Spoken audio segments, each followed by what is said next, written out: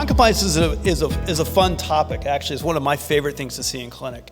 And so send them to me, because to me it's always a game, trying to understand why.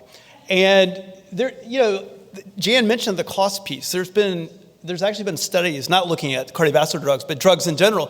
If the cost of the medication is called the wallet effect, the more expensive the drug, the more side effects patients have. So when drugs get cheaper, side effects go down. So anyway, trying to find cost-effective therapy helps with compliance, non-compliance, and side effects. So as I move forward, non-compliance is non-compliance. If patients don't want to do something, you're not going to get them to do it. So the question is, will a shot fix non-compliance? Only if you capture them, tie them to the chair, and stick it in them will it fix non-compliance. 30% of patients stop their statin at least part of the year. And I won't tell Carol how often I might forget mine. But when we get down to it, a shot actually is a good thing. And they're really popular right now with weight loss. And no, they're not vaccines. So there's none of the vaccine theory that they're going to float around and microchips are in your brain. So in general, they do help us reach goals. They help us move forward. A shot, they're very well tolerated. We'll talk about that. And they do help us get to goal. Why would we want a shot, though? There's all of these oral options. Jan touched on them. And PCSK9 oral options are coming down the pathway again, too. It was very interesting. When antibodies were first introduced, when we started trying to look at ways to get them into the body, they get degraded in the stomach with acid, so you can't absorb them. They looked at intranasal routes, but what came down to was the sub-Q. The sub-Q approach seems to be the best. And there's good and bad things about that, right? The good is that you can do it once a month or every 6 months. The bad is you can do them once a month or every 6 months. So side effects can last longer. Injection site reactions can be more significant. But in general, compliance is really good. And we have the best data around the PCSK9s, where compliance stoppage rates are about only 1% to 2% per year versus 30% with statins. By the way, they also, when patients answer that question, they said, what do I tell my doctor? And only 5% of them actually admit to not taking their statin. These are the mechanisms of actions of some of these injectables. We talked about the ANG3 mechanisms of actions. I'm not going to hit on the APO3Cs, which is going to be a very exciting area. Inclisiran in the liver, PCSK9 antibodies outside the liver and binding PCSK9.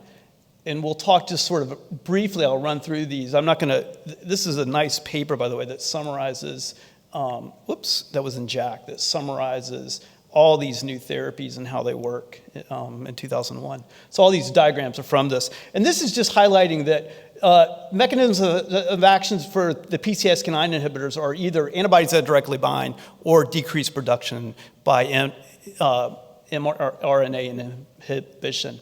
What do we know about PCSK9 antibodies? I'm glad I made some different slides and didn't just show you what Jan showed you. Well, we do have long-term follow-up going back to 2015. So they're safe. It's almost, I mean, if you think about it, we have the COVID era where we sort of forgot things, but these have been around a long time. So we can give patients safety information saying these antibodies are safe for PCSK9 antibodies. And we from the data now, we know that earlier lowering is better.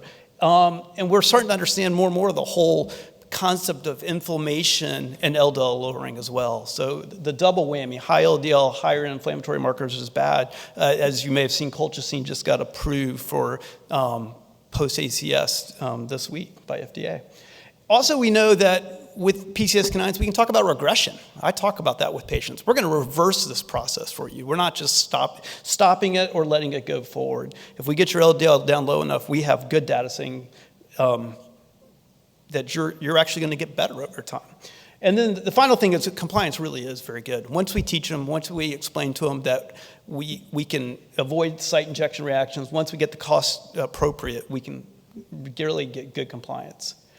This is the open label extension. It just points to the fact that it really does work, and it stays down for a long period of time, 7 years follow-up. The other piece about this is that earlier is better. This is the open label extension data that Jan didn't show, but where there is benefit. So if this is day 0, this is when these patients, the blue patients, got flipped over to PCSK9 therapy and open label, And they don't do as well as the patients that were on PCSK9 and low LDLs longer. So important, earlier is better.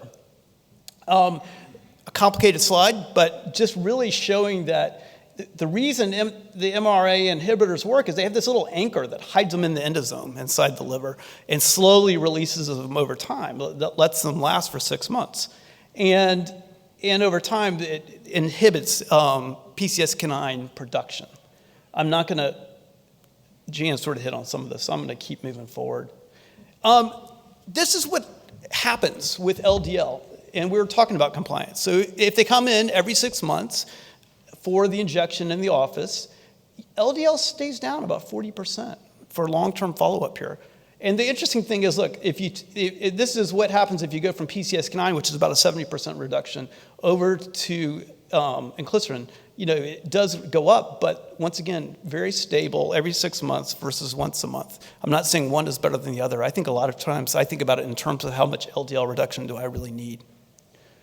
The Ang3 inhibitors are what I think are really kind of fun, and there's 2 reasons. And I'm going to show the data. Jan touched on them briefly. But this is a lipoprotein lipase